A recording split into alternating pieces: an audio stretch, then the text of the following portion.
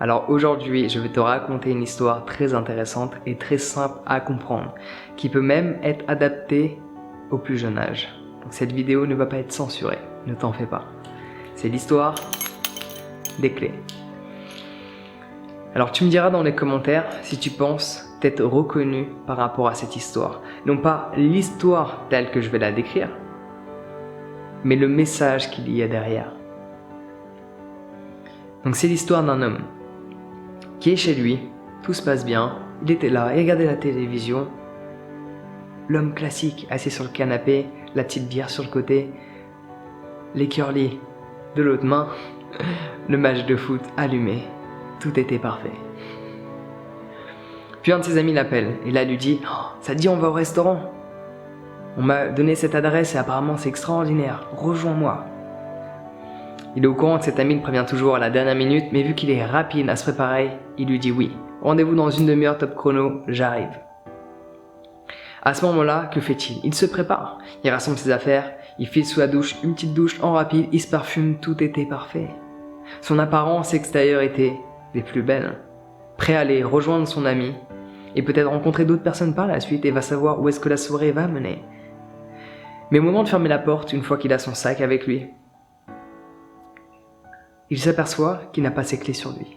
Il les cherche. Non, pas dans mes poches, mais où sont-elles? Donc il pose ses affaires. Et à ce moment-là, il regarde dans son salon. Il a une petite corbeille, normalement les clés sont à chaque fois ici. Introuvables. Puis il va dans sa chambre, dans le tiroir de sa commode. Non plus. Le tiroir de sa table de nuit. Non plus.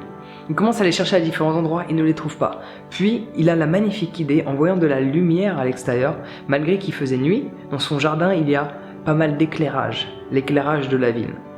Du coup, il prend la décision d'aller dehors et de chercher ses clés dans le jardin. Peut-être les a-t-il fait tomber dans son jardin. Puis, après quelques minutes, un de ses voisins sort pour sortir les poubelles. Et là, il s'aperçoit qu'il y a son voisin qui cherche ses clés dans son jardin. Du coup, il s'approche.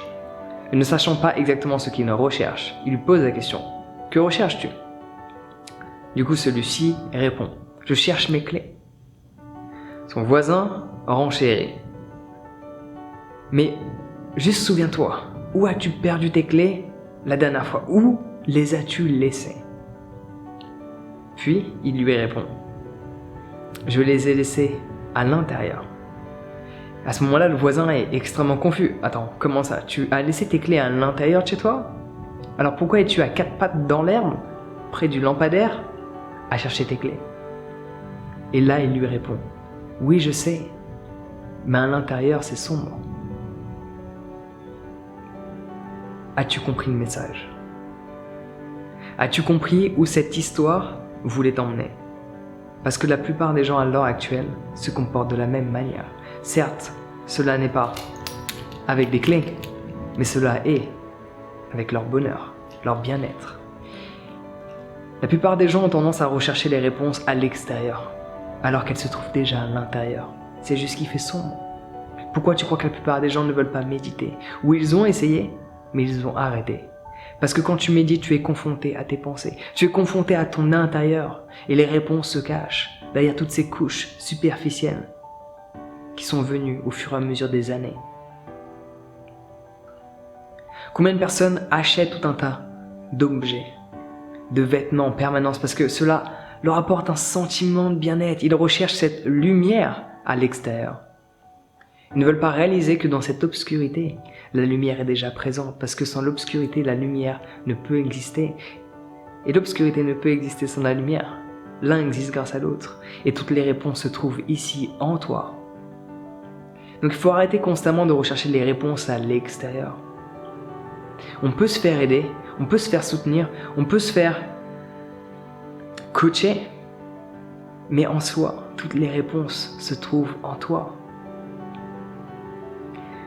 Et la meilleure des façons que j'ai trouvées pour aller chercher ces réponses à l'intérieur de moi, c'est de méditer, être confronté à cette obscurité, être confronté à toutes ces choses que je ne veux pas voir, être confronté à ma réalité, à voir les choses telles qu'elles sont, que je les accepte ou non, que je les trouve agréables ou pas.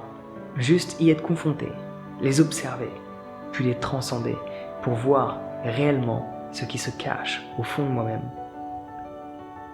Donc si tu penses qu'à l'intérieur de toi, c'est un petit peu le désordre émotionnel, si tu penses que à l'intérieur de toi, c'est un peu le foutoir, il serait peut-être temps de faire le ménage. C'est bien de faire le ménage extérieur, ça t'aide à créer de l'espace à l'intérieur, mais si tu commençais d'abord à faire le ménage à l'intérieur à travers toutes ces pensées qui ne te servent pas dans ton quotidien, peut-être que ton extérieur s'organiserait par lui-même.